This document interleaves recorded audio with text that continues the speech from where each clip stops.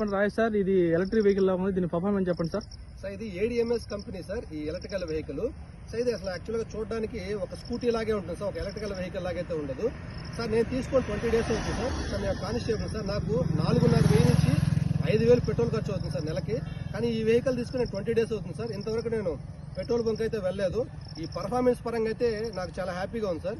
Sir మామూలుగా షోరూమ్లో ఏం చెప్పారంటే ఒకసారి ఛార్జ్ చేస్తే 100 కిలోమీటర్స్ వస్తుందని చెప్పారు సార్. నాకైతే 110 కిలోమీటర్లు వస్తుంది సార్. సార్ ఇది వచ్చేసి నాన్ రిజిస్టర్డ్ వెహికల్ సార్. ఇది వచ్చేసి 50 నుంచి 55 వరకు స్పీడ్ పోతుంది సార్.